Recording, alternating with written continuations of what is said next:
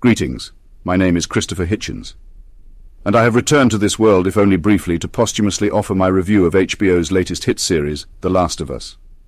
While it is easily among the greatest adaptations of a video game to screen to date, and while it may have indeed warranted the adulation it's received among those unfamiliar with the games, when we look closely at the source material and do some comparing and contrasting between the two, it becomes quite clear that the show is saddled with problems in pacing, a lackluster showing by the infected, and questionable casting decisions, particularly in regard to Bella Ramsey, whose performance as Ellie replaces nuance and gravitas with angry sneers and a barrage of fuck yous. Oh, fuck you. Fuck you. And with that said, let us take a further look at what worked and what didn't in regards to the cast of characters in HBO's The Last of Us. I do believe our lovely viewers at home might be interested to know about the co-host. Oh, right. Very well. Ladies and gentlemen, Bob Ross. Nice to meet you, Bob. And it is certainly a pleasure to meet you, Mr. Hitchens. Now, in the interest of time, I think we should agree to relegating this initial video to the two characters that everyone is surely to be the most interested in, Joel and Ellie. Then, should the demand arise, we can continue this discussion and move on to the others in later videos. Well, I sure was looking forward to talking about the cookie-eating grandma in the wheelchair, but what the heck? Sure. Very well, it's agreed then.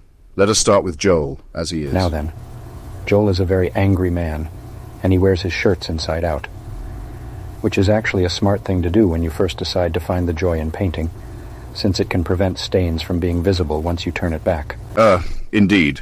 But that actually brings me to one of the issues that I had with Pascal's performance as Joel. He comes off so broken and weak at times, I could very easily imagine him retreating to a comfortable nook, paintbrush in hand, ready to lay down his sorrows with oil on canvas. Contrast that with the Joel of the game, who more readily takes to painting the dilapidated architecture of his surroundings with the blood and entrails of his enemies. My goodness, Mr. Hitchens.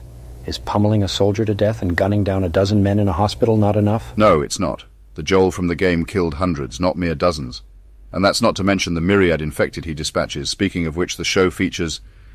how many again? Oh, I don't know. There look to be at least 50 or 60 spewing out of that happy little hole in the ground, and that's just in one episode. Right. And that was in episode 5 of 9, and that was the last time we saw any. Which means nearly the entire last half of the season was completely devoid of the infected. Where was the fight with the bloater in the gymnasium? Where was the epic battle in the tunnels on the way to the hospital? Forgive me, Mr. Bitchens, but I thought we were limiting this discussion to Joel and Ellie. Fair enough, I'll just leave it at this. Troy Baker is Joel Miller, and anyone attempting to replicate or reimagine that character is doomed to failure. End of discussion. Well, to be honest, Chris, it seems like you were never willing to wager anything on Pascal's performance from the start. Ah, I see what you did there. Cute. But no, it's not that I wasn't willing to give him the benefit of the doubt. It's just that I certainly don't believe his rather wooden line delivery does him any favors in capturing some of the finer, emotional nuances present in Baker's performance. That was a Pascal's wager joke. Ha ha ha. Yes, Bob, I acknowledged it. Now then, what say we get to everyone's favorite little ray of happy sunshine, Ellie? I'll tell you, I just think her spunky attitude and bright energy is the perfect balance for Joel's gruff demeanor. Just magnificent. Perhaps if you're referring to the game version, then yes, I might agree. But something tells me, you being the casual that you are, that you're referring to the character as she is portrayed by Bella Ramsey, no? Why, yes, Chris, that's right. Very well. Allow me to say this then.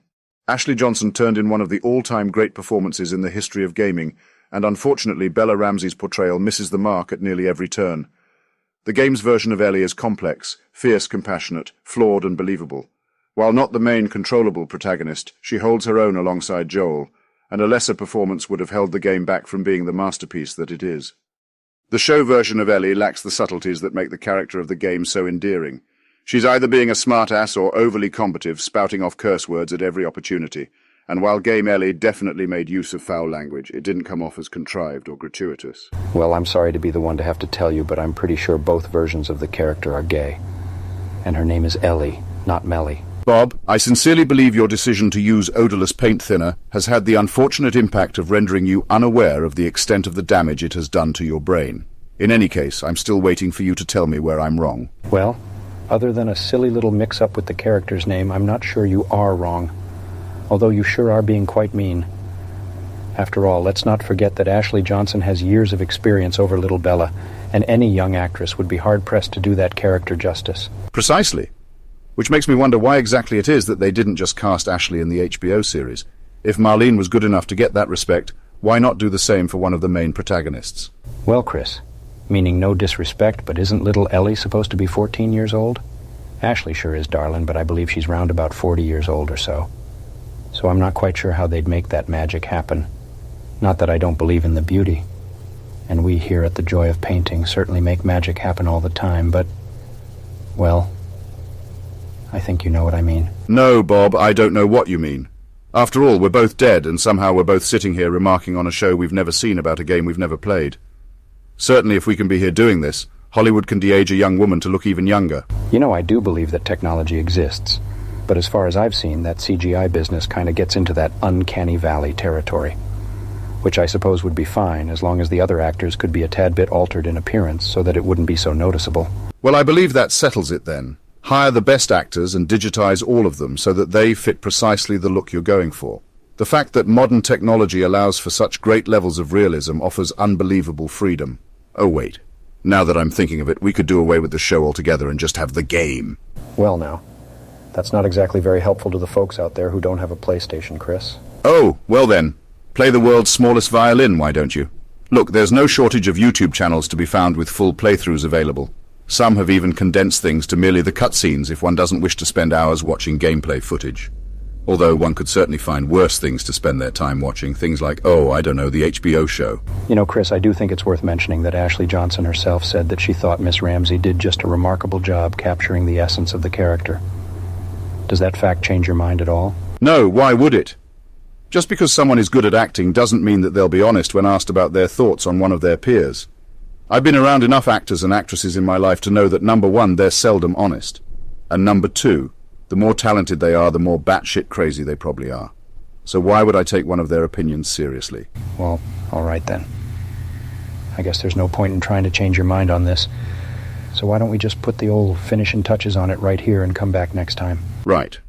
You're beginning to sound stranger and less like yourself as time goes on anyway. Perhaps it's best you go and make whatever adjustments you need to make, and we can come back later to discuss Sarah and Tommy. It will be a dick-slapping good time, you fucker. What?